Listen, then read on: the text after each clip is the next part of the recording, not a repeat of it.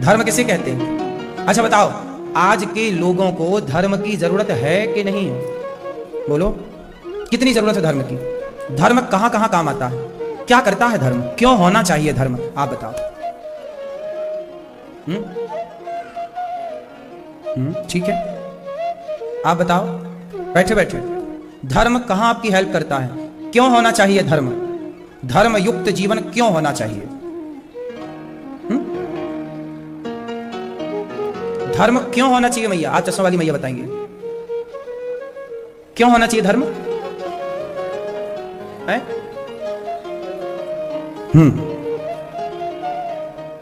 अच्छा, धर्म नहीं होगा तो क्या होगा?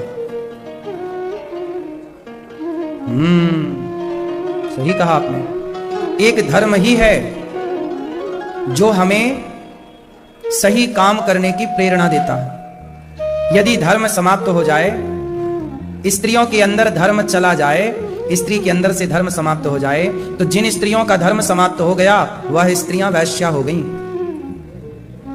और जिन स्त्रियों के अंदर धर्म रहा वह सीता, सिलोचना, अनसुईया की तरह पतिव्रता हो गई। धर्म है तो ही तो आप नारी हैं। धर्म है तो ही तो आप चरित्रवान हैं। धर्म ना होता आपके अंदर तो आप चरित्रवान कैसे रह लेती? आज जिनके भीतर धर्म नहीं है वही तो चरित्र से गिर गए। रावण के पास धन था, धर्म ही तो नहीं था, इसलिए तो पराई स्त्री को चुरा कर ले आया और नाश हो गया। इसलिए साहब, आप लोग बच्चों को बस पैसा देते हैं, प्रॉपर्टी देते हैं, धर्म नहीं देते। इसलिए बच्चे प्रॉपर्टी पाकर, संपत्ति पाकर के धर्म तो दिया नहीं, तो धर्म हो गया समाप्त। और जैसे ही धर्म समाप्त हुआ तो छोरा मौज मस्ती, यहां वहां उल्टे सीधे काम चालू। पत्नियां रो रही हैं। आज सबसे ज्यादा स्त्रियां परेशान हैं, कुछ परसेंट पुरुष भी परेशान हैं। स्त्रियां जानते हो आजकल किस में परेशान है? महाराज जी, हमारे पति का पड़ोसन से चक्कर चल रहा है। आपको पता है भारत की 30% स्त्रियां परेशान हैं, और ज्यादा ही होंगी, कम नहीं। इसीलिए परेशान है कि मेरा पति बस दूसरी औरत के चक्कर में पड़ा है। सही है कि गलत है? ये पति काहे पड़ गया दूसरी के चक्कर में? क्योंकि उसके पति का धर्म मर चुका है। क्या मर चुका? जैसे आंखों की नसें सूख जाती हैं ना, तो आंखों में दिखना बंद हो जाता है, उसी तरह धर्म की नसें सूख गई, तो धर्म हो गया समाप्त। तो आदमी अब अपनी पत्नी को छोड़ के पर स्त्री पे लग गया, यही तो अधर्म है। स्त्रियां भी कुछ ऐसी हैं कि पति है पर पड़ोसी से ताक झांक कर रही, क्योंकि उनका धर्म मर चुका। जब तक आपके भीतर धर्म है तब तक वो आपको भटकने नहीं देगा, और आप भटक गए मतलब आपके भीतर का धर्म मर गया। इसलिए कहता हूं, जाने ना देना धर्म। मैया, जाने ना देना, बोलो, जाने ना देना धर्म। करना लोभ मत धन धाम का, और धर्म ही जाता रहा तो धन रहा किस काम का? यदि धर्म ही चला गया, स्त्री का धर्म ही चला गया, तो फिर स्त्री का धर्म ही चला गया तो धन रहा तो किस काम का? रावण का धर्म ही चला गया तो धन रहा किस काम का?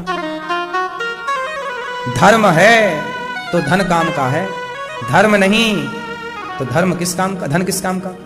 राम के पास क्या है, धन कि धर्म? राम के पास धर्म है और रावण के पास धन है।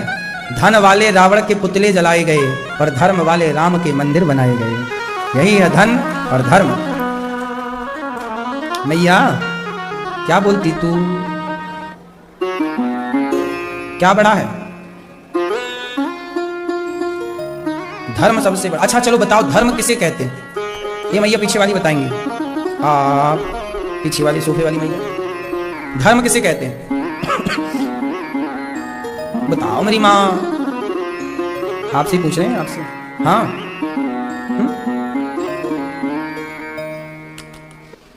आ नहीं रही है आवाज, वॉल्यूम तेज।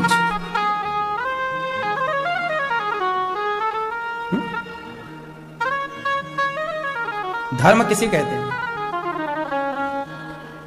धर्म कहते हैं सत्य को। धर्म न दूसर सत्य समाना। सत्य पर आप चल रहे हैं तो आपके भीतर धर्म है। आपके अंदर दया है तो दया धर्म का मूल है, यही धर्म है। परोपकार, परहित, परहित सरिस धर्म नहीं भाई।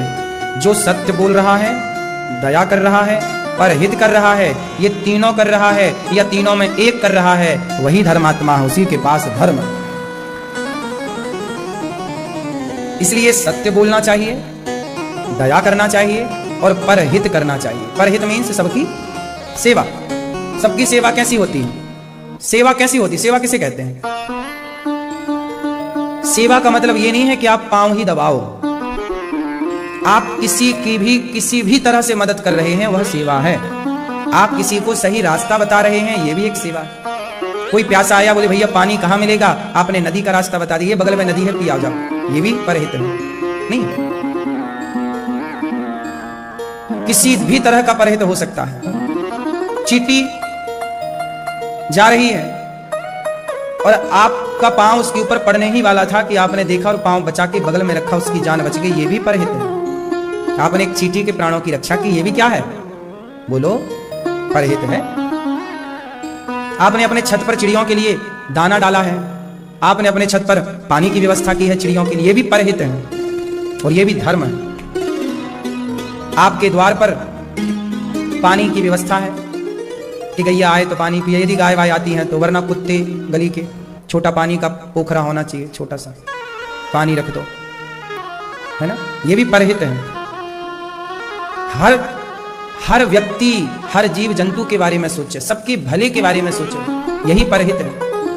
आप खाएं, भोजन करें तो गौरी गोपाल आश्रम में जो वृद्ध माताएं रहती हैं उनके बारे में सोचें कि हम खा रहे हैं। गौरी गोपाल आश्रम में वृद्ध माएं जो रहती हैं वो भी तो हम सबके सहयोग से ही खाती हैं, तो आप उनके बारे में सोच रहे हैं। गौरी गोपाल वृद्धाश्रम में जो वृद्ध माता 290, प्रयागराज जी में अभी कुंभ चल रहा है, गौरी गोपाल अन्य क्षेत्र प्रयागराज में भी बट रहा है, आप वहां भोजन बंटवाएं अपनी ओर से, ये भी परहित है कि आपकी ओर से भोजन वहां ये चल रहा है।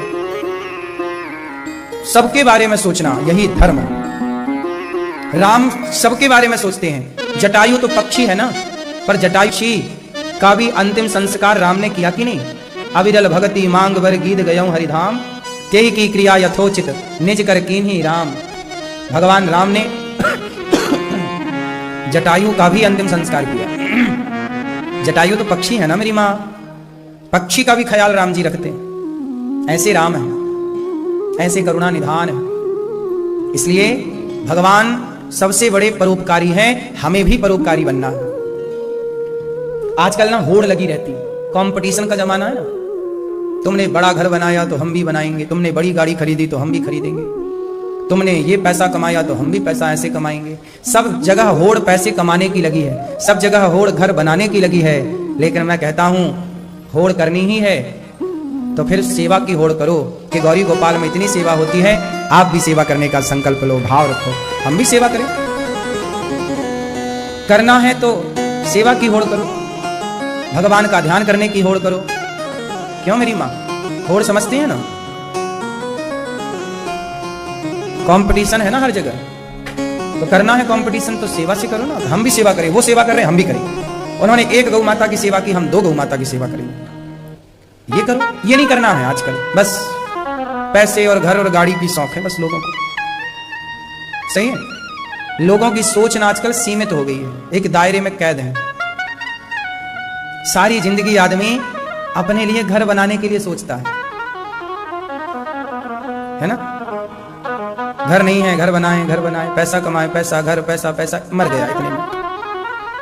भगवान ने ये जीवन इस चिड़चिड़ के लिए, इस टेंशन के लिए नहीं दिया था।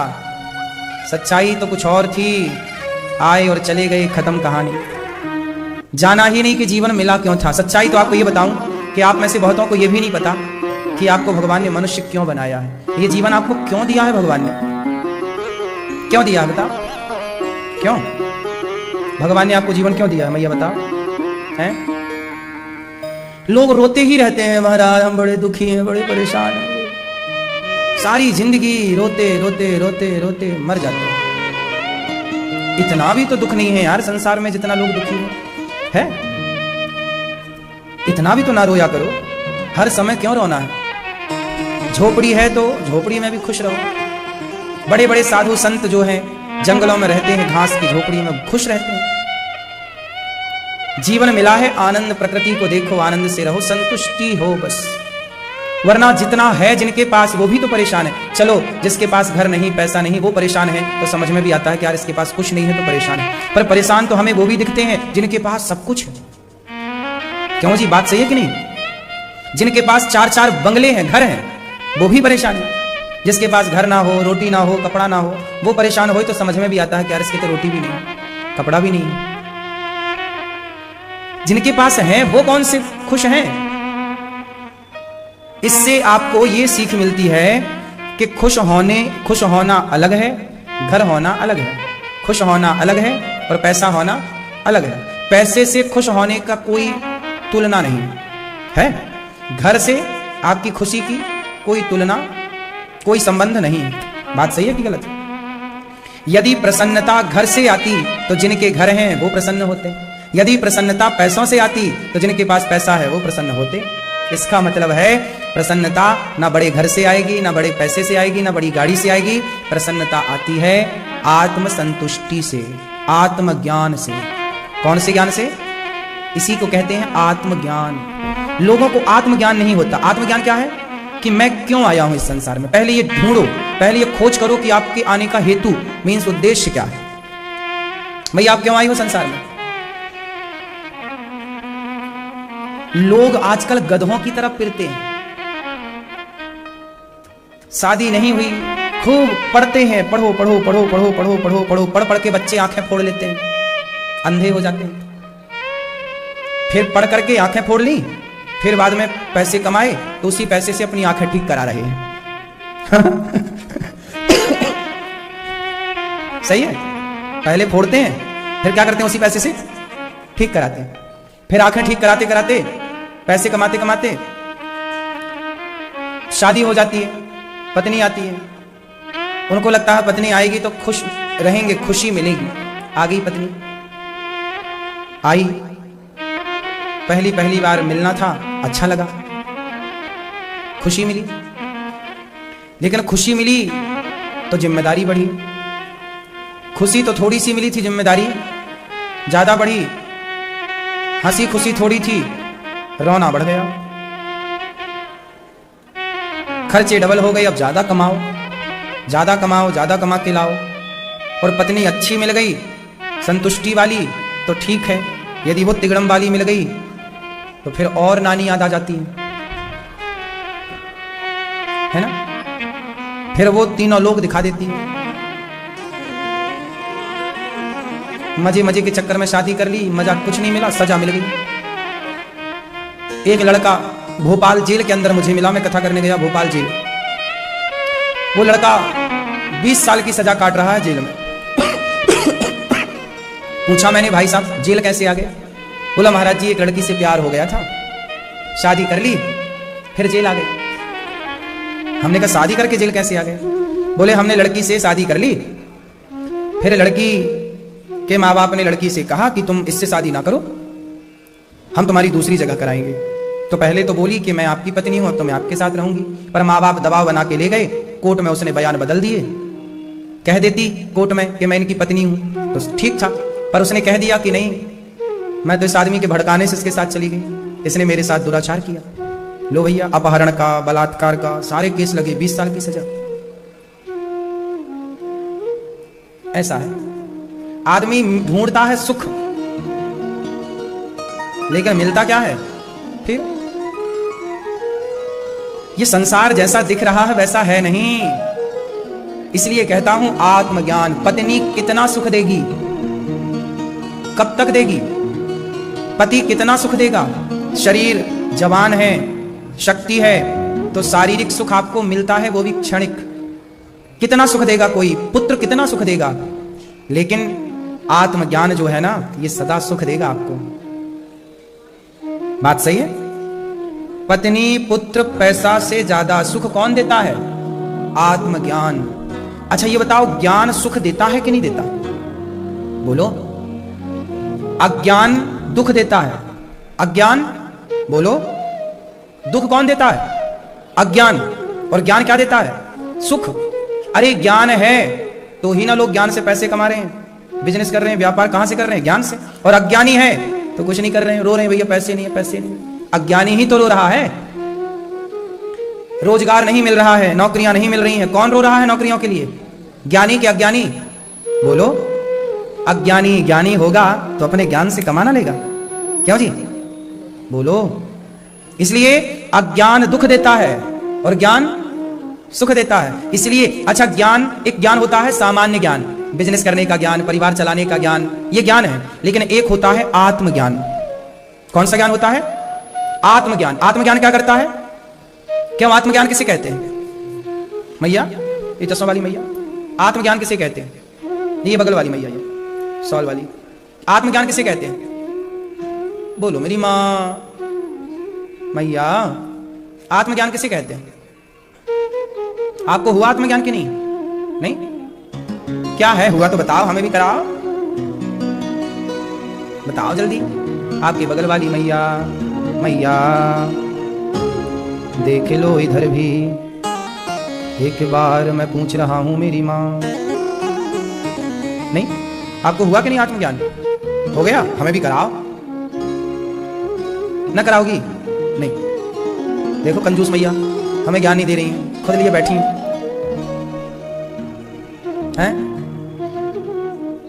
आत्मज्ञान सबसे ऊंची संपत्ति है, बड़ी। आत्मज्ञान क्या है? कौन बताएगा कि आत्मज्ञान क्या है? बताओ लाला, बताओ।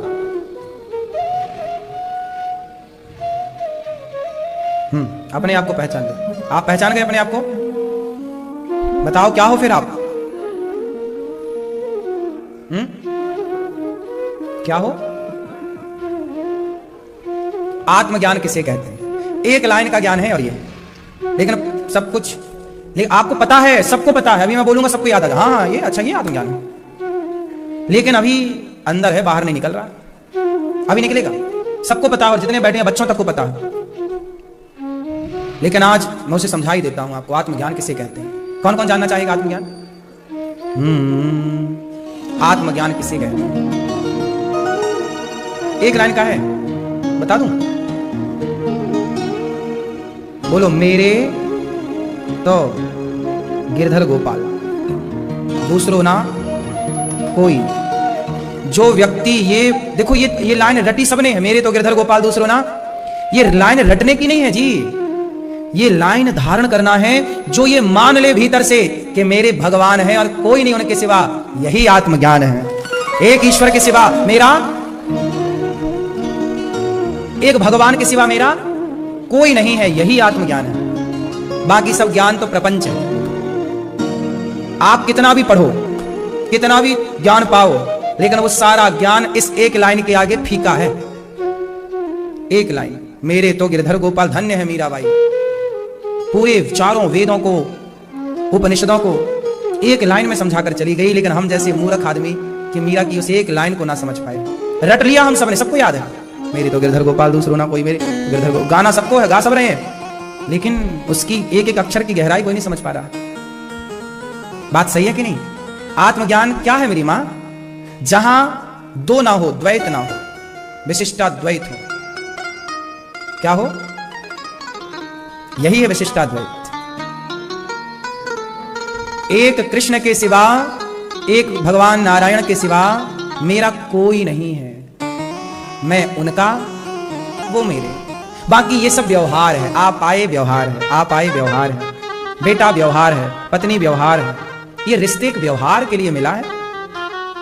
ये रिश्ते नाते ना यहां के हैं, लेकिन हम तो खुद ही भी यहां के नहीं हैं। अच्छा ये बताओ, आप कहां के हो? क्यों, आप कहां के हो? आप कहां के? कहां से हो आप? कहां के हो? अजमेर, गाजियाबाद। आप गाजियाबाद से हो? आप कहां से हो? हैं? हाँ, हम गाजियाबाद के नहीं हैं, हम यहां के नहीं हैं, हम वहां के हैं। कहां के हैं? हम वहां के हैं, वहीं से तो आए हैं। यहां हम यात्रा करने आए हैं, 10 दिन, 1000, मतलब 100 दिन, 200 दिन, 500 दिन। हमारे टोटल दिन कितने हैं जानते हो? हमारे जो टोटल दिन है वो कितने दिन है? यदि आप 100 साल के हैं तो 100 साल को 365 यदि आप करते हैं तो 36,500 दिन होते हैं। यदि आप 100 साल की आयु वाले हैं, जो कि है नहीं, 100 साल कौन जी रहा है आजकल? 70 में ही आदमी टाटा बाय बाय कह दे रहा है। यदि आप, चलो मैं सो भगवान करें आप 200 साल जियो, लेकिन फिर भी 100 साल तो हमारी आयु ईश्वर के घर से निर्धारित है। पिज्जा बर्गर खा के आदमी भले जल्दी मर जाए, तो 100 साल की आयु में हमें दिन कितने मिले? 36,500 मिले मेरी मां। अब सोचिए कि जैसे आप वृंदावन 7 दिन के लिए आए, ऐसे ही आप ना भगवान के घर से 36,500 दिन के लिए आए थे।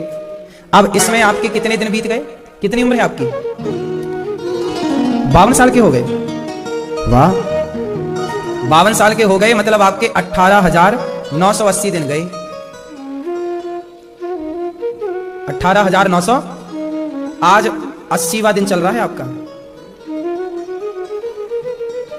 सही है कि गलत?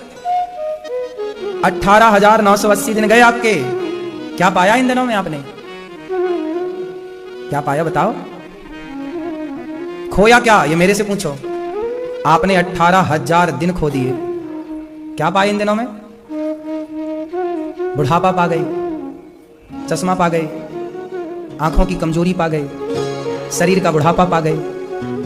आपको लगा कि मुझे मिल रहा है, नहीं, मिला हुआ जा रहा है। हाँ या ना? क्यों भैया? हम लोग गलतफहमी में रहते हैं। हम पा रहे हैं, पा नहीं रहे, हम खो रहे हैं। एक एक दिन जा रहा है। हम यहां के नहीं हैं गाजियाबाद के, हम वहां के हैं। यहां तो हम 36,500 दिनों के लिए यात्रा पर हैं। कौन है हम? यात्री। कृपया यात्री गण ध्यान दें। यात्रा आपकी आधी हो चुकी है, आधी और बाकी है। अब इस यात्रा में किसे पाना है? आत्मज्ञान करना है। आत्मज्ञान क्या? मेरा तो केवल कृष्ण है। बेटा मेरा नहीं है, बेटा यहीं रहेगा। चिता पे आग वही लगाएगा, वो यहीं रहेगा, यहीं। बेटा मेरा होता तो मेरे साथ जाता, नहीं है ना? शरीर मेरा होता तो मेरे साथ जाता, बेटी मेरी होती तो मेरे साथ जाती, प्रॉपर्टी मेरी होती तो मेरे साथ जाती, बैंक बैलेंस मेरा होता तो मेरे साथ जाता। मेरे साथ कौन गया? मेरा पुण्य। कहां गया मैं? जहां से आया था वहीं चला गया। यात्री हूं। जीवन का अंतिम ज्ञान यही है मेरी मां, कि बस कृष्ण के सिवा मेरा कोई सगा नहीं, कोई संबंधी नहीं, कोई साथी नहीं। सही है ये बात की गलत है? ये परिवार हमारा ठीक है, निभाओ रिश्ते। मत कहो कि ये बेटा मेरा है, मत कहो कि परिवार मेरा है। कहो सदा कि गिरधर गोपाल मेरे हैं। हम सब कौन हैं? यात्री हैं। इसलिए कहता हूं, परदेसी हो ना, अभी तो जगाया तुझे,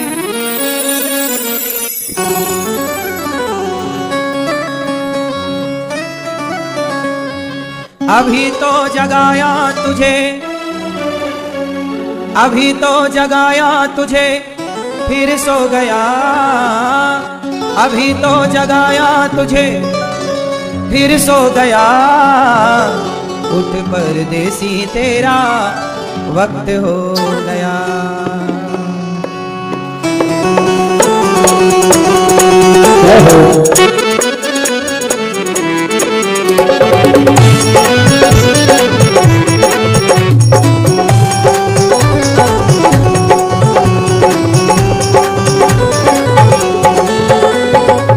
अभी तो जगाया तुझे, अभी तो जगाया तुझे, फिर सो गया। अभी तो जगाया तुझे,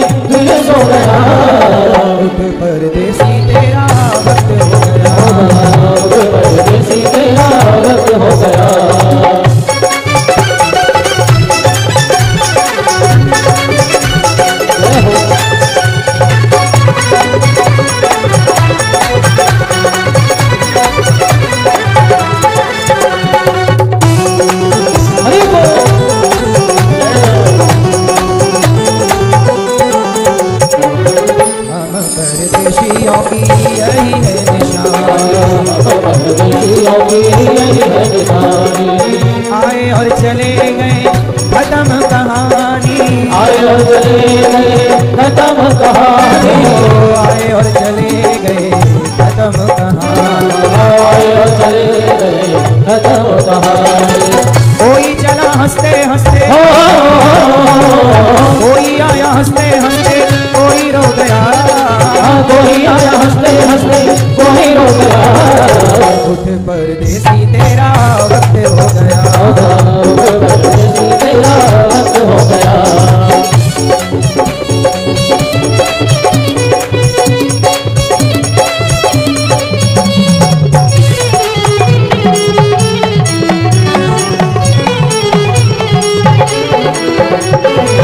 बार बार पहले भी तो आया है यहाँ पर।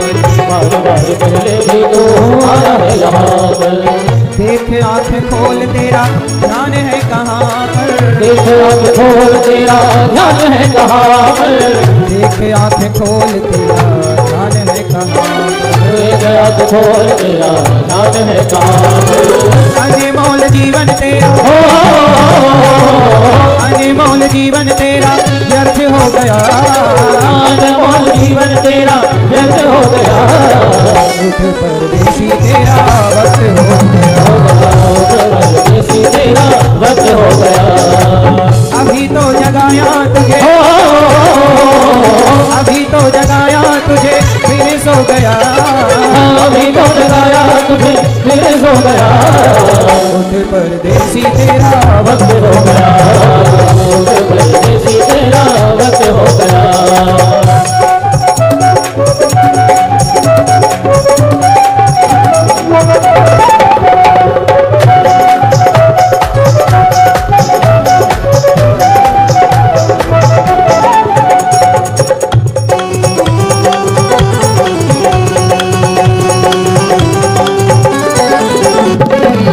सारे रिश्ते आते थे यही रह जाएंगे। हीरे और मोती तेरे काम नहीं आएंगे। और मोती तेरे काम नहीं आएंगे। हीरे और मोती तेरे काम नहीं आएंगे। हीरे और मोती तेरे काम नहीं आएंगे। बोझ बाप वाला, बोझ बाप वाला बार बार ढो गया। बोझ बाप वाला बार बार हो गया। उठ परदेसी तेरा वक्त हो गया। परदेसी तेरा वक्त हो गया। अभी तो जगाया तुझे, अभी तो जगाया तुझे, फिर सो गया। अभी तो जगाया तुझे, फिर सो गया। उठ परदेसी तेरा वक्त हो गया। परदेसी तेरा वक्त हो गया। परदेसी तेरा वक्त हो गया।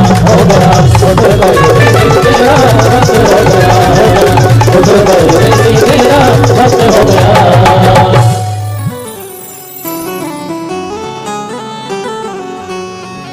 हम परदेशियों की यही है निशानी।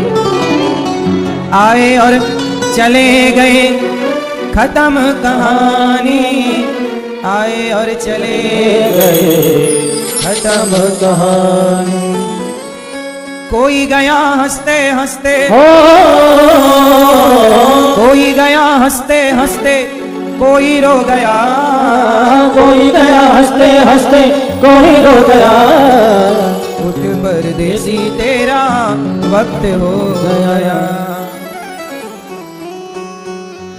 वक्त हो गया परदेसी तेरा वक्त हो गया।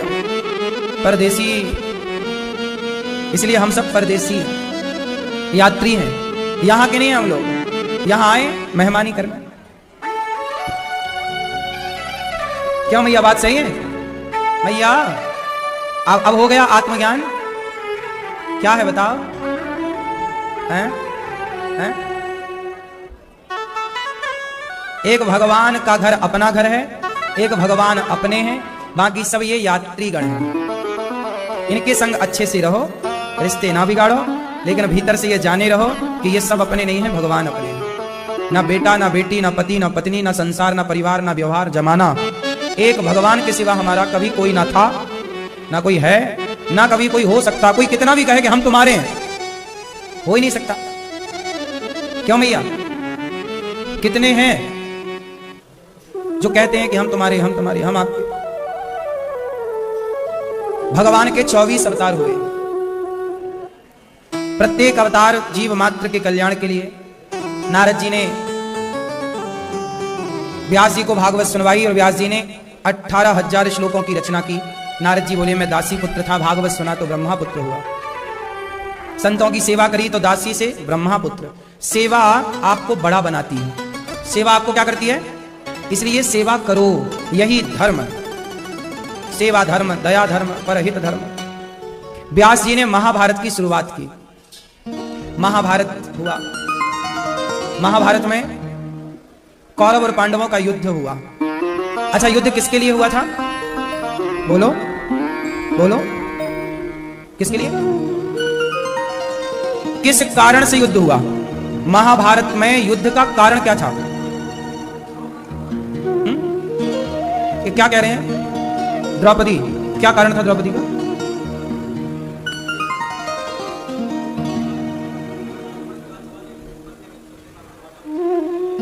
क्या हुआ था?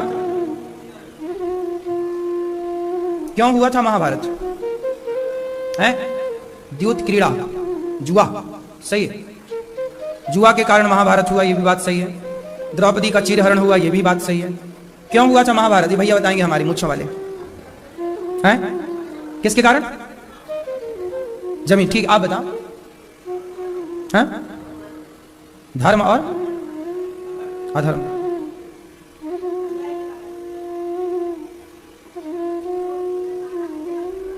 अच्छा, ऐसा कहां पढ़ा आपने? पढ़ा है कहां है? अच्छा, एक बात बता दूं आपको, समाज में यह बात प्रचलित है। लोग ऐसा कहते हैं कि द्रौपदी ने बोला कि अंधों के अंधे होते हैं, लेकिन टीवी सीरियल में जो महाभारत आया ना, उसमें यह दिखाया गया है, द्रौपदी से कहवाया गया है, लेकिन यथार्थ जो महाभारत में है लिखा हुआ, ऐसा कहीं नहीं लिखा कि द्रौपदी ने इन शब्दों का प्रयोग किया था। मूल महाभारत में कहीं नहीं लिखा। द्रौपदी एक अच्छे घर की स्त्री है, वो कभी ऐसा नहीं कह सकती कि अंधों के अंधे होते हैं। द्रौपदी ने ऐसा कहा ही नहीं। बस जब दुर्योधन गिरा ना पानी पे, तो भीम भैया जोर से हंसे, तो द्रौपदी भी हंसी थी। बस द्रौपदी ने क्या किया था?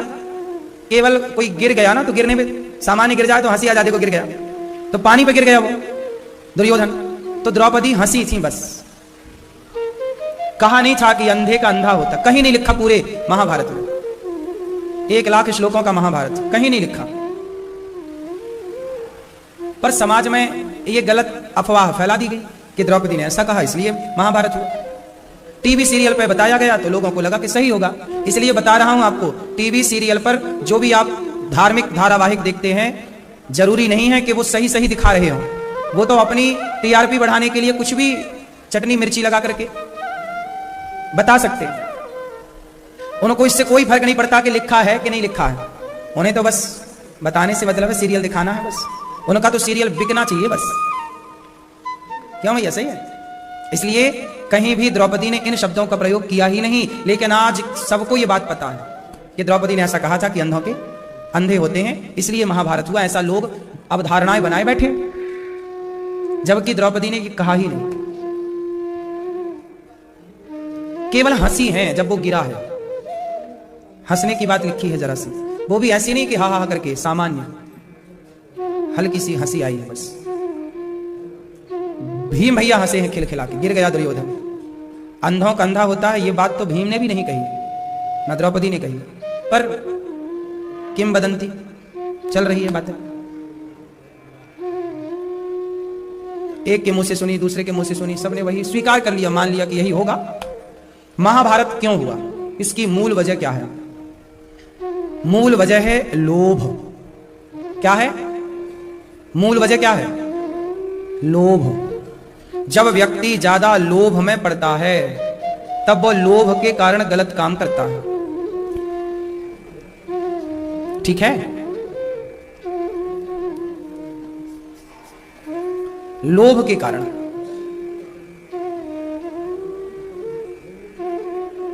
लोभ जो है ना सबके पापों का बाप है। पाप का बाप कौन है? लोभ ना होए तो कोई पाप क्यों करे? दुर्योधन ने लोभ से क्या किया? पांडवों का धन हड़प लिया। धृतराष्ट्र को लोभ क्या हुआ कि मेरा बेटा बस राजा बना रहे, पांडव लोग वनवास जाएं फिर वहीं मर जाएं, हमारा बेटा दुर्योधन राजा रहे।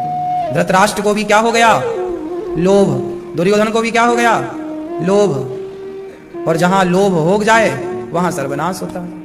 इसलिए कहता हूं लोभ करो, अपनी मेहनत से कमाओ, पैसा कमाओ, अपनी जमीन जायदादें बनाओ, घर द्वार बनाओ, लेकिन दूसरे का हड़प लेना ये तो बिल्कुल रॉन्ग है ना, गलत है ना।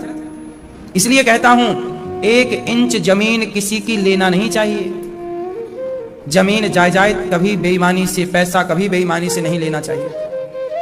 ईमानदारी का कमाओ साहब, ईमानदारी का कमाओगे सदा फलेगा पैसा। बेईमानी का आज आया फुर्र हो जाएगा 4 दिन में, और ले और जाएगा तुम्हारे घर का सब। ना आते देर लगती है बेईमानी के धन को, ना तो जाते देर लगती है, लेकिन मेहनत का थोड़ा देर से आता है, धीरे धीरे आता है। लेकिन आजकल सब्र नहीं है लोगों को। अच्छा एक बात बताओ, बारिश 2 तरह की होती है। एक बारिश कैसी होती है? बड़े बड़े बूंदों की बारिश होती है, ढेर सारा पानी गिरा, और 1 घंटा खूब झमाझम बारिश हुई, अच्छा तेज पानी गिरा और गिर के खुल गया। और एक बारिश होती है हल्की हल्की बूंद की, धीरे धीरे, रिमझिम जिसे कहते हैं, रिमझिम रिमझिम रिमझिम पानी बरस रहा, रिमझिम बरस रहा है पानी, धीरे धीरे फुहारें पड़ रही हैं पानी की बूंद। अच्छा बताओ प्रकृति के लिए कौन सा पानी उत्तम होता है? एकदम से गिरा पानी बह गया वो, या जो रिमझिम झड़ी लगी आज सावन की फिर वो झड़ी है। तो ये झड़ी जो है रिमझिम वाली, ये झड़ी अच्छी है कि एकदम से गिरा पानी? प्रकृति के लिए कौन सा पानी अच्छा होता है? रिमझिम। क्यों अच्छा होता है? ये जो बूंद बूंद पानी गिरता है थोड़ा थोड़ा, ये पानी ही धरती माता की प्यास बुझाता है, क्योंकि यही पानी रिस रिस के जमीन के अंदर जाता है। यदि पानी गिरे और बह जाए बरस के तो कहां अंदर जाए? जो पानी बूंद बूंद पड़ता है ना, वही पानी भीतर जाता। पहले तो महीने महीने की झड़ी लगती थी, आजकल के मौसम में अब झड़ी वाला पानी खत्म हो गया। मौसम देखो, युग का प्रभाव मौसमों में भी पड़ रहा। पहले मैं खुद जब बचपन छोटा था, मैं महीनों तक झड़ी चलती थी, 15-15 दिन की अखंड झड़ी लगती थी। क्यों जी? अब तो 24 घंटे की भी पूरी बारिश में झड़ी देखने को नहीं मिलती, 48 घंटे की भी एक कंटिन्यू झड़ी देखने को नहीं मिलती। सही है? पहले आप तो बुजुर्ग हैं, पुराने जो लोग हैं, बताएं झड़ी लगती थी कि नहीं भैया? हाँ या ना? अब नहीं लगती ना। वही पानी अच्छा है जो बूंद बूंद। उसी तरह पैसा भी 2 तरह का आता है। एक दिन एक बार पैसा आया, इकट्ठा हो गया, आप एक दिन में धन्ना सेठ बन गए, ये पैसा अच्छा नहीं है, बह जाएगा। पैसा कौन सा अच्छा है? बेईमानी करोगे ना एकदम से पैसा आएगा, लेकिन ईमानदारी से चलोगे तो बूंद बूंद जैसे पानी बरसता है और वो पानी भीतर रहता है। उसी तरह जो थोड़ा थोड़ा ईमानदारी से कमाया गया पैसा, वही ईमानदारी का पैसा तुम्हें और तुम्हारी पीढ़ियों को सुख शांति समृद्धि देता है, और वो पैसा पीढ़ियों तक रहता है। बेईमानी का तो तुम्हारे सामने आएगा, तुम्हारी दमड़ी निकाल के और ले जाएगा। ईमानदारी का, इसलिए साहब थोड़ा ही कमाओ, ईमानदारी का कमाओ। मेरा फंडा है, सिद्धांत है, मैं पैसा ईमानदारी का ही लेता हूं, बेईमानी का बिल्कुल नहीं लेता। आप लोगों से भीख मांगता हूं कि भाई गौरी गोपाल आश्रम में वृद्ध माएं हैं, सेवा चल रही है, 150 विद्यार्थी यहां पढ़ रहे हैं, 2-2 जगह अन्य क्षेत्र चल रहा है, एक वृंदावन में और एक प्रयागराज जी में। अभी कुंभ के टाइम लाखों लोग वहां भी प्रसाद पा रहे हैं, हजारों लोग यहां भी प्रसाद पा रहे हैं। तो मैं भीख मांगता हूं, लेकिन मेरे भीख मांगने में भी ईमानदारी रहती है। मैं कोई बेईमानी से नहीं लेता कि आपसे, मैं आपको फोर्स नहीं करता, मजबूर नहीं करता कि तुम दो, नहीं जी तुम्हें देना ही पड़ेगा, ऐसा नहीं कहता मैं कि तुम्हें देना ही पड़ेगा। नहीं नहीं नहीं, देना है दो, तुम अपने लिए दोगे, तुम्हारा पुण्य बढ़ेगा। नहीं देना तो आशीर्वाद ही दे दो कि भैया सेवा ऐसी होती रहे। मैंने आज तक फोर्स किया किसी को? मैं नहीं बोलता, एक बार कथा में बोलता हूं भाई देना है, आपका मन है दो, नहीं तो आप खुश रहें बस। हम फोर्स नहीं करते किसी को कि देना ही पड़ेगा। नहीं, 1 रुपए दो आप या 1 लाख दो, हम ये नहीं कहेंगे कि आपने 1 रुपए क्यों दिया, 2 रुपए दो, नहीं, आपकी श्रद्धा जितनी उतनी ही दो। हम बिल्कुल बेईमानी नहीं करना चाहते, ना करते। एक मैया मेरे पास आई कान के झुमके लेकर, महाराज ये झुमके ले लो आप। मैंने कहा क्यों ले लें हम? बोली हमें गौदान करना है, हमारे पास पैसे नहीं है। हमने कहा मैया ये झुमके ना तुम्हारे ब्याह के हैं, शादी के, और शादी का आभूषण संभाल के रखा जाता है। है ना, ये श्रृंगार है तुम्हारा, इसे ऐसे ना दो। बोली महाराज जी हम आपको देना चाहते। मैंने कहा नहीं, ये तुम्हारी श्रृंगार है, ये तुम श्रृंगार क्यों दे रही हो। मैंने उनका सोना वापस किया और मैंने कहा गौदान मैं तुम्हारा कराए देता हूं, तुम गौदान कर लो, जब भगवान तुम्हें सामर्थ्यवान बना दे तब पैसे दे देना, देना है तो, वरना लो, पुण्य कर रहे हैं तुम। अब बताओ, वो तो देने को तैयार थी, ये सच्ची बात बोल रहा हूं, वो देने को तैयार थी, सोना था। बताओ मैं ले लेता तो वो दे ही रही थी, मैं लेना लेता, सोना किसे बुरा लगता है।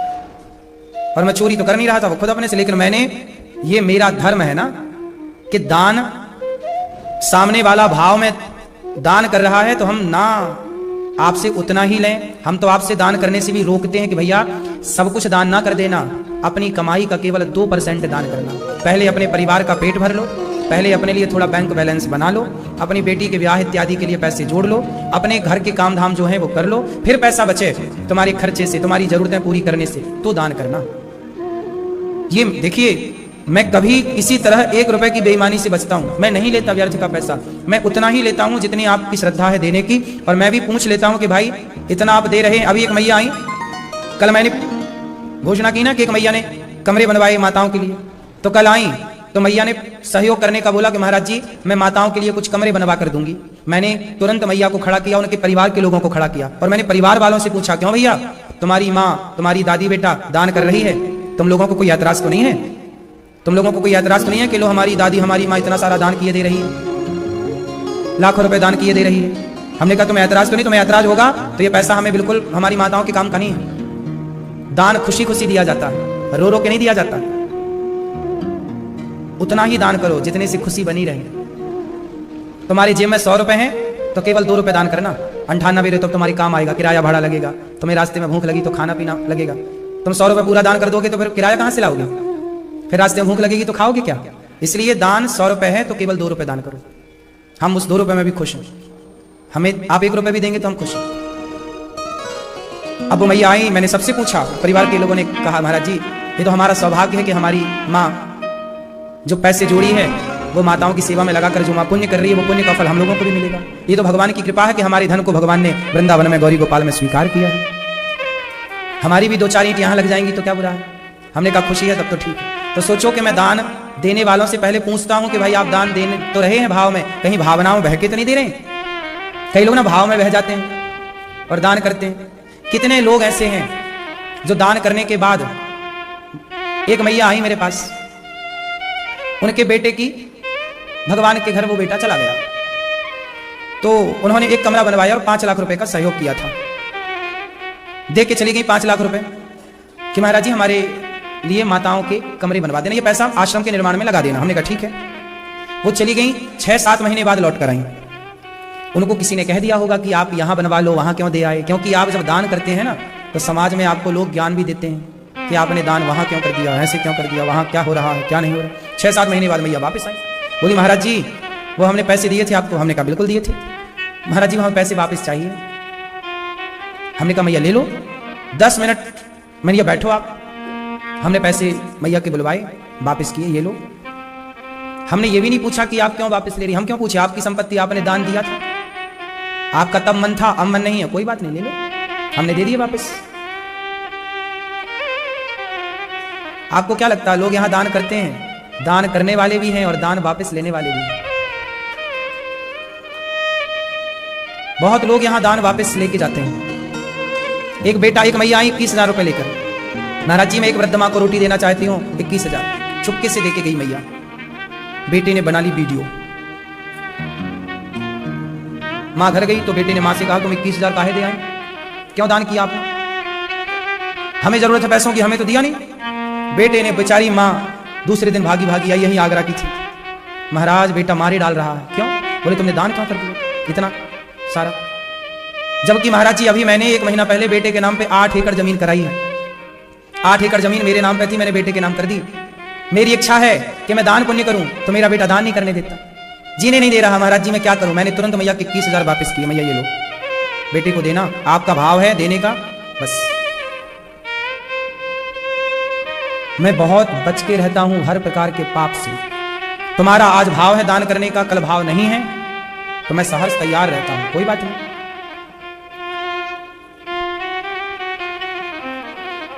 ये मेरी ईमानदारी है। इसे आप लोग देखें ना देखें, वो समझे ना समझें, ये विधाता समझ रहा है। ये कौन देख रहा है? ये ईश्वर देख रहे हैं। ये मेरी ईमानदारी है, ये मेरी ईमानदारी का प्रमाण पत्र ये भगवान को पता है। वरना बताओ, आजकल कहां कोई तुमसे 5,000 उधार मांगे तो लोग उधार तो दे नहीं रहे हैं, वापस देते हैं। सेवाएं गौरी गोपाल में चल रही हैं। 30,000 लोग यहां नित्य प्रसाद पाते हैं। 290 वृद्ध माएं रहती हैं। सेवाएं चल रही हैं किसके बल पर? आप लोग दान करते हैं। लेकिन दान करने के बाद भी यदि आपका विचार बदल जाता है, क्योंकि समाज में ना अफवाह है। जैसे द्रौपदी के लिए अफवाह फैला दी ना कि द्रौपदी ने कह दिया कि अंधों के अंधे हैं, जबकि कहानी उसी तरह समाज में कुछ लोग अफवाह फैला देते हैं कि गौरी गोपाल में सेवा थोड़ी हो रही है, वहां तो केवल कहा जा रहा है। इसलिए आकर के देखना चाहिए। लोग आकर के देखें तो पता लगे कि कितनी सेवा हो रही है। गौरी गोपाल में सेवा हो रही है कि नहीं? आप लोगों ने देखा कि नहीं? किस किस ने देखा? क्या क्या देखा आप लोगों ने? नहीं आपने देखा? अब आपने नहीं देखा तो आप नहीं मान सकती।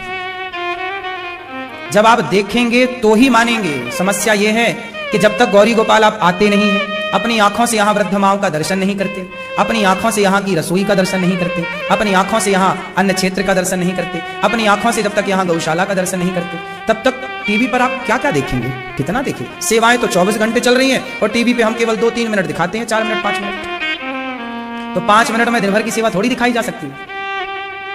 अब हम यहां बैठे कथा सुना रहे हैं, पर अन्न क्षेत्र तो फिर भी चल रहा है ना। वहां तो भोजन बट ही रहा है अखंड। प्रयागराज में अखंड रसोई अन्न क्षेत्र चल रहा है।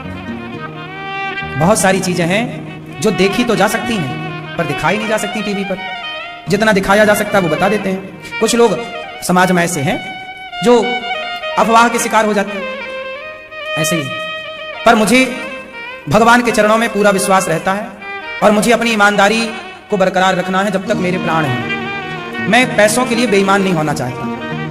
भाई पैसे तुम दिए हो ले लो, पर बेईमानी नहीं। मैं बेईमानी का कलंक माथे पे लगा के ना, मैं ईमानदारी से 100 साल जी सकता हूं, पर बेईमानी से मैं 1 साल भी जिंदा नहीं रह सकता। मैं मर जाऊंगा उस दिन जिस दिन मैं बेईमान हो जाऊंगा। मुझे बेईमानी बिल्कुल अच्छी नहीं लगती। मैं बेईमानी 1 रुपए की आज तक किसी के संग मैंने बेईमानी नहीं की। ये बात केवल ईश्वर जानते हैं और मैं जानता हूं। तीसरे को जनाने की मुझे आवश्यकता ही नहीं। मैं ईमानदारी पे बहुत समय तक जी सकता हूं, बेईमानी से मैं जी ही नहीं सकता, मर जाऊंगा मैं। मेरे भीतर की गवाही ना, मैं अपने को गवाही कैसे दूंगा? मुझे कोई, मैं आपसे झूठ बोल सकता हूं, मैं अपने आप से कैसे झूठ बोलूंगा? बताओ। बेईमानी करके विधाता को मुंह आपको नहीं दिखाना, आप तो मेरा मुंह रोज देखते हैं। मुझे तो भगवान को अपना मुंह दिखाना है। बेईमानी करूंगा तो क्या मुंह दिखाऊंगा? इसलिए मैं 1 रुपए की बेईमानी, आप ईमानदारी से मुझे 25 पैसे देते हैं वो मुझे स्वीकार है। मैं दान आपसे लेता हूं, आपसे लेकर समाज की जो सेवाएं चल रही हैं उसमें लगाता हूं। 1-1 रुपए लगाता हूं सेवा में। 1-1 रुपए खर्च करता हूं सेवा में। अखंड सेवाएं 24 घंटे तभी तो चल रही हैं। आप जाके देखना गौरी गोपाल रसोई जो बट रही है ना, उसकी दाल चेक करना, खाकर दाल की क्वालिटी चेक करना कि कितनी गाढ़ी है, कितनी अच्छी क्वालिटी की दाल है। वरना भंडारों की दाल, लंगरों की दाल बिल्कुल पानी होती है? नहीं होती, पानी पानी होता है। लेकिन आप जाके चेक कर लो, मैं यहां बैठा हूं, आप जाके चेक कर लो, गाढ़ी दाल है। चावल चेक कर लेना, बासमती का चावल है। भंडारों में कौन बासमती बांट रहा है? बाजार में 30 रुपए किलो चावल मिलता है, 40 रुपए किलो चावल मिलता है, 50 रुपए किलो चावल मिलता है। यहां तक कि आप लोग अपने घरों में भी ना 50-60 रुपए किलो का चावल यूज करते होंगे, सामान्य व्यक्ति। लेकिन गौरी गोपाल की रसोई में अखंड अन्न चल रहा है, उसमें बासमती का चावल लगभग 85 से 90 रुपए किलो का चावल नित्य प्रयोग होता है। क्वालिटी में कोई समझौता नहीं। क्यों? आप हमारे अतिथि हैं। आप हमारे कौन हैं? बोलो। और अतिथि होता है भगवान। तो हम भले सूखा रूखा खाएं, पर हमारे भगवान अच्छे से अच्छा खाना चाहिए। अतिथि भगवान होते, मतलब आप लोग हमारे अतिथि हैं। गौरी गोपाल में जो आ रहे हैं वो हमारे लिए भगवान है, अतिथि हैं। और हम आपको अच्छा खिलाएंगे। हम आपके साथ कपट करेंगे? दाल पतली परोस दें, चावल सस्ता वाला परोस दें, मोटा वाला नहीं। आप भगवान है, भगवान को सबसे उत्तम चीज होनी चाहिए। ये अतिथि देवो भव का मेरा भाव है, ये मेरा भाव है भीतर का, ये भाव है, इसलिए सेवाएं चल रही हैं साहब। जहां भाव नहीं होता वहां कितने दिन चलती हैं? क्यों भैया? आपने इन चीजों को नोटिस नहीं किया होगा, पर गौरी गोपाल जी की रसोई जाके चेक करना। एक दिन थोड़ा सा प्रसाद भले पा लेना, इतना सा पाके देखना, कभी भी चावल, दाल, सब्जी और रोटी, सारी रोटियों में घी लगाता हूं। 1 घंटे में 4000 रोटियां बनती हैं यहां पर, तब जाकर 30,000 लोगों को पेट भर भोजन एक दिन में मिलता है। कई टीन तो देसी घी रोज लगता है यहां पर रोटियां चुपड़ने में। हाँ या ना? जो व्यवस्थाएं आपको, आपकी थाली में जो दाल चावल रोटी आ जाती है ना, उस दाल चावल रोटी के लिए जो पीछे का प्रयास है, 60 से 70 लोग हलवाइयों की टीम है, मशीनें लगी हैं ऐसी, ये देखो टीवी पर 1 घंटे में 4000 रोटी निकालती है और दिन भर ये मशीन चलती है, तब जाके 30,000 लोगों की। अभी और मशीन की जरूरत थी तो और मशीनें आई हैं, ऐसी 3 मशीन है अब, एक खराब हो गई तो दूसरी खराब हो गई तो तीसरी, ऐसी। आपको क्या लगता है ये व्यवस्थाएं सरल हैं, सहज हैं? कई कुंटल रोज का आटा लगता है, कई कुंटल रोज की दाल लगती है, कई कुंटलों से, ट्रकों से रोज सब्जियां आती हैं यहां पर। आप साल भर में जितना अदरक यूज करते होंगे, यहां पर एक दिन में अदरक इतना यूज हो जाता है।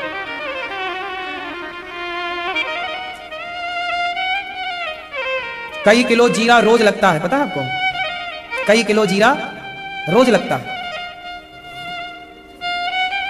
इतनी सारी सेवाएं व्यवस्थाएं आपके दान से चलती हैं, और इतनी सब व्यवस्थाएं होने के बाद भी यह दास अनिरुद्ध अपनी ईमानदारी नहीं छोड़ेगा।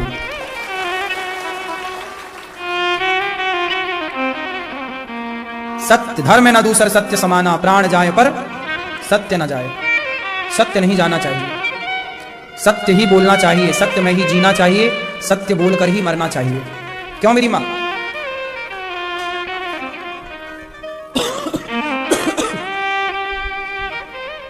गौरी गोपाल गुरुकुल है।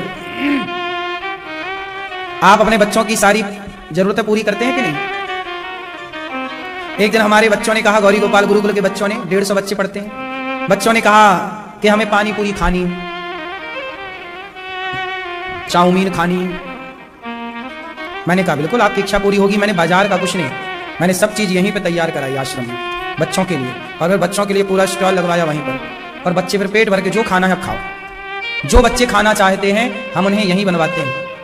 150 बच्चे पढ़ते हैं, उनके पास कंबल है कि नहीं, स्वेटर है कि नहीं, ये सब कुछ हमें देखना पड़ता है।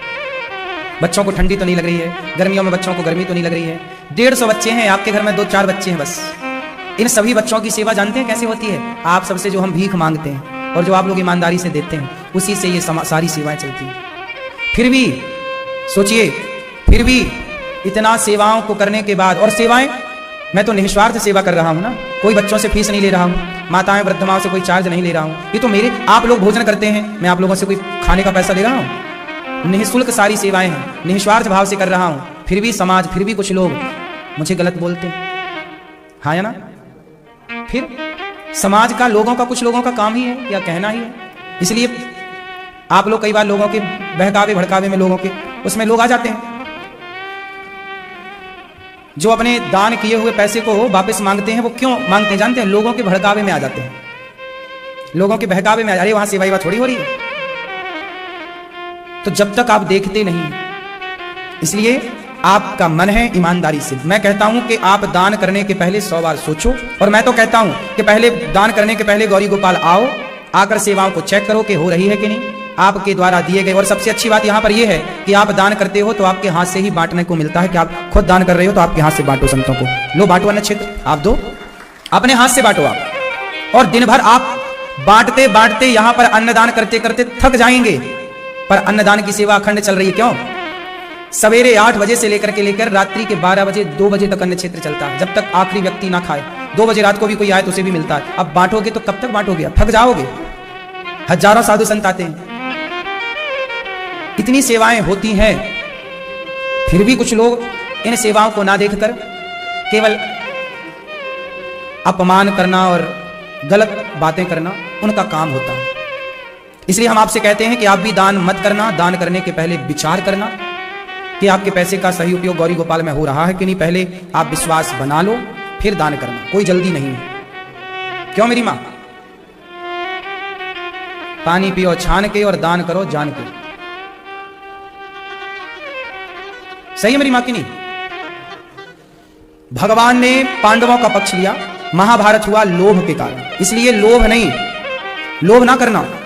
लोभ करोगे पतन होगा। ये दास अनिरुद्ध लोभ ही तो नहीं करता। मैं लोभ आपसे यही कह रहा हूं कि दान करना सेवाओं के लिए। बाकी मुझे विश्वास है कि परमात्मा ही सब करने वाले हैं, वो करेंगे। मेरा धर्म है कहना, आगे भगवान फिर तुम्हारे भीतर प्रेरणा दें ना दें वो ईश्वर जाने। लोभ के चक्कर में मैं नहीं पड़ता। उतना ही लोभ करता हूं मैं जितने लोभ से वृद्ध माओं का और अखंड रसोई का और यहां विद्यार्थियों का वृद्ध माओं का पेट भरता रहे, क्योंकि पेट तो भर नहीं सकता। सबका पेट भरता रहे गौरी गोपाल में आने वालों का, ये लोभ तो करना ही पड़ेगा, तब ना काम होगा। उतना ही लोभ करता हूं जितने की जरूरत है, इससे ज्यादा लोभ नहीं। और ये बताओ कि मैं लोभ अपने लिए कर रहा हूं कि माओं के लिए? तो लोभ सही है कि नहीं मेरा वाला? क्यों मेरी मां? हाँ, काम तो करना ही पड़ता है, कमाना पड़ता है। बिना पैसे के सेवाएं भी नहीं होती, बिना पैसे के कोई पानी भी नहीं आता, बिना पैसे के रोटी भी नहीं आती। महाभारत केवल इसलिए हो गया कि पांडवों की संपत्ति कौरवों ने कब्जा कर ली। आप कभी किसी की संपत्ति कब्जा ना करना।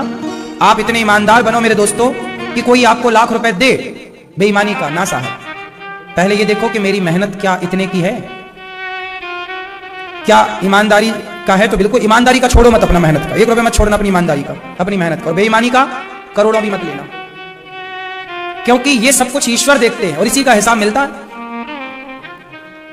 दुर्योधन की जंघा तोड़ दी भीम भैया ने। अश्वत्थामा ने द्रौपदी के 5 पुत्रों को मार दिया। जब 5 बेटे मारे गए द्रौपदी के, तो द्रौपदी के पास भगवान ने अश्वत्थामा को लाकर खड़ा किया। द्रौपदी, तुम्हारे पुत्र का हत्यारा ये है, बताओ क्या दंड दूं? द्रौपदी ने कहा, ये छोड़ दो। ब्रह्मबंधुर्न हन्तव्यो, भगवान ने कहा, आतताई वधारण मयैवो भयमानातं परिपायनुशासनम्। ब्रह्मबंधुर्न हन्तव्यो, ब्राह्मण को कभी मारो मत, आताताई को कभी छोड़ो मत। अश्वत्थामा को मार भी दो और छोड़ भी दो, ऐसा अश्वत्थामा के लिए द्रौपदी ने कहा। द्रौपदी कितनी दयावान है, परहित की भावना कितनी है कि द्रौपदी के 5 पुत्रों को अश्वत्थामा ने मार दिया। तो जो मार देने वाला हत्यारा है अश्वत्थामा, उसे द्रौपदी कह रही है इसे छोड़ दो। क्या दया की भावना है। तुलसी दया न छोड़िए जब तक घट में प्राण। दया का भाव कभी नहीं छोड़ना चाहिए। जब तक आपके प्राण हैं दया करो। द्रौपदी के अंदर दया है, भगवान ने तभी तो बहन बनाया, और द्रौपदी एक मां है। द्रौपदी कह रही है छोड़ दो, मां भरी है ना करुणा से।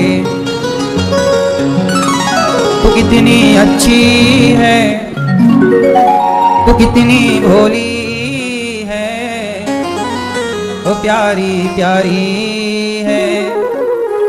ओ मां, ओ मां, ओ मां, प्यारी मां, तू कितनी अच्छी है, ओ कितनी भोली है, ओ प्यारी प्यारी है। ओ मां, ओ मां, ओ मां, प्यारी मां। ये जो दुनिया है ये बन है कांटों का, वो फुलवारी है। ओ मां, ओ मां, ओ मां, प्यारी मां।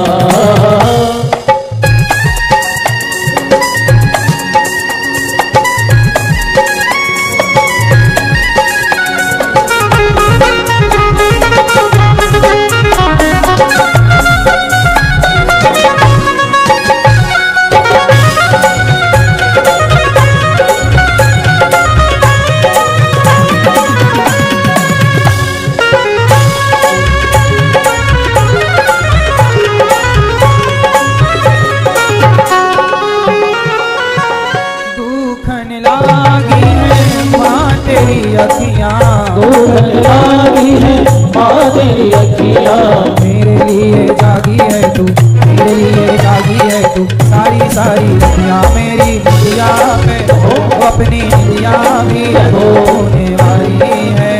ओ मां, ओ मां, ओ मां, प्यारी मां।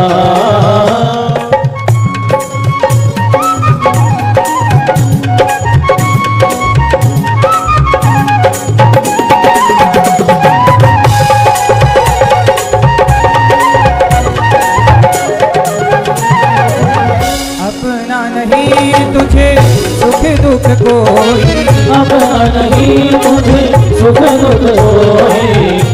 इस संसार में सबसे अच्छा कौन है जानते हो? माँ। अपना नहीं तुझे, माँ का अपना कोई सुख नहीं दुख नहीं। बच्चों के लिए प्रार्थना करे, बच्चों के लिए पूजा करे।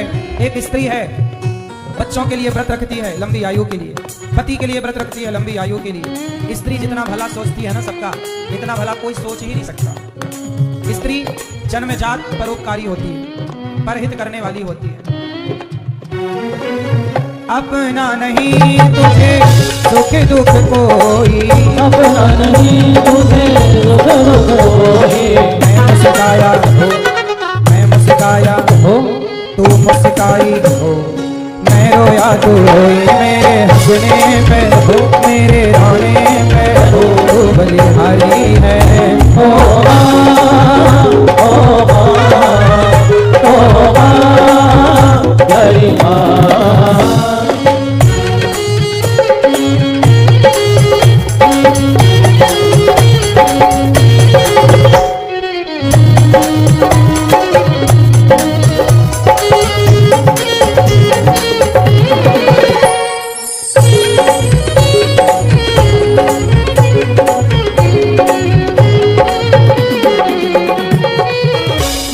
बच्चों की जा होती है, माँ बच्चों की जा होती है, माँ बच्चों की जा होती है, माँ बच्चों की जा होती है।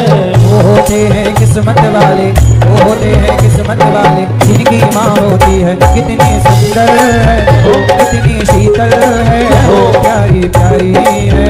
ओ माँ, ओ माँ, ओ माँ, तेरी माँ। समय मिले तो अपनी माँ की आरती जरूर उतारा करो। माँ की आरती भगवान की आरती से कम नहीं है। हो लेके पूजा की थाली, जो मन की जगाली, तेरी आरती उतारूं भोली माँ।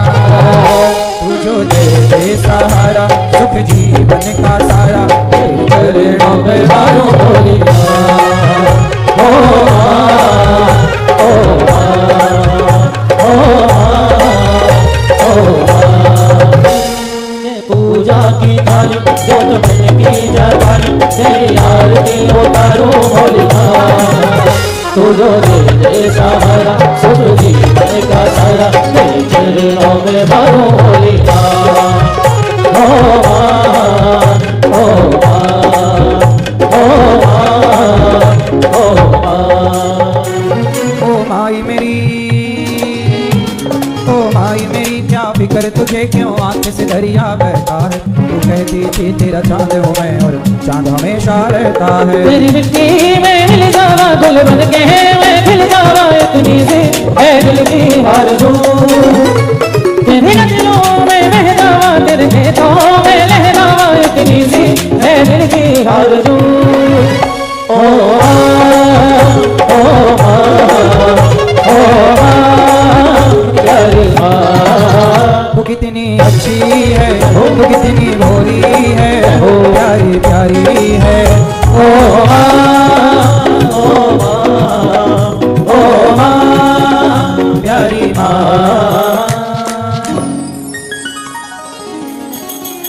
मुझे इस दुनिया में लाया, मुझे बोलना चलना सिखाया।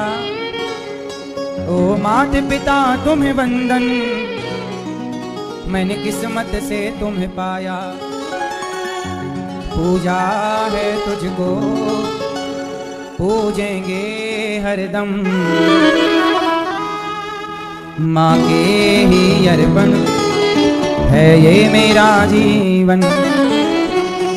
मेरी माँ के मंदिर है और ममता पूजा है, एक वो ही भगवन है और कोई ना दूजा है।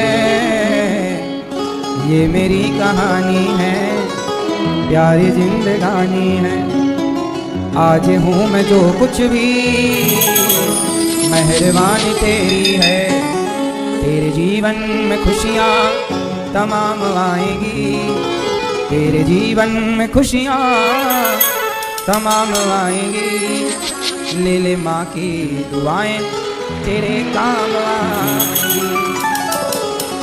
माही मंदिर माही पूजा, माँ से बढ़कर कोई न दूजा।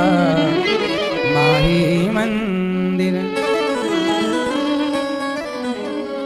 बड़े बड़े ज्ञानी कहते हैं, माँ का रुतबा सबसे ऊंचा।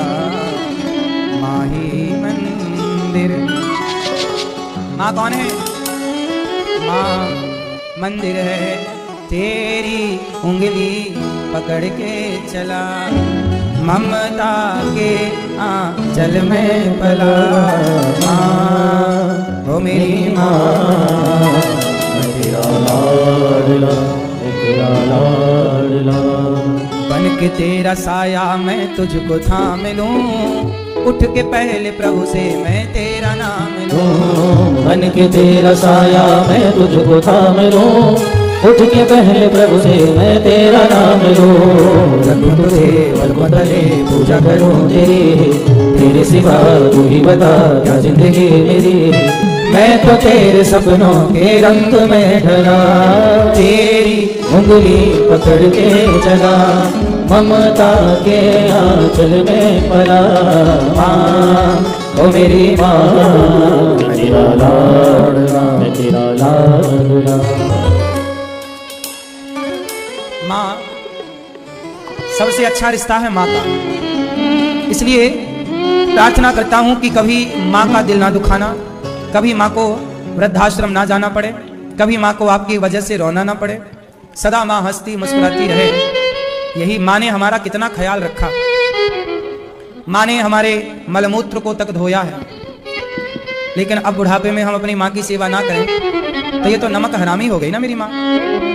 ये तो हमने आपके साथ विश्वासघात जैसी बात होगी नहीं कि माँ ने इतनी सेवा की और बेटे ने बुढ़ापे में माँ को घर से निकाल दिया। कैसी बहुएं हैं वो जो अपने पति से कहती हैं कि तुम अपनी माँ को छोड़ दो। वाह, जब तुम्हारा बेटा कभी तुम्हारी बहू के कहने से तुम्हें छोड़ेगा, तुम जानती हो तुम्हें कितना कष्ट होगा। क्यों ये पाप की भागीदार बन रही हो? आजकल कुछ बहुओं को सास पसंद नहीं होती, पति से कहती है तुम अपनी माँ को रखो या हमें रखो। अरे भाई, तुम्हारा भी तो एक छोटा बेटा है, तुम भी तो उसे बहुत प्यार करती हो। क्या तुम अपने बेटे के बिना रह सकती हो?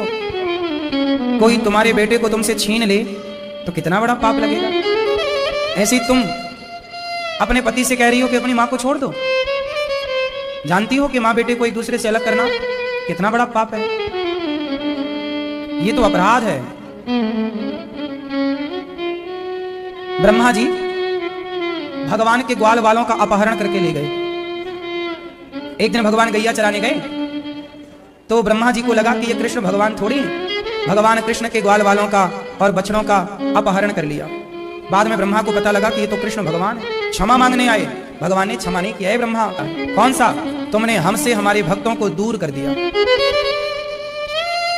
भक्त को भगवान से दूर करना जितना बड़ा पाप है, उससे भी बड़ा पाप बेटे को उसकी माँ से दूर कर देना है, माँ से उसके बेटे को दूर कर देना। और ये पाप आजकल बहुएं कर रही हैं।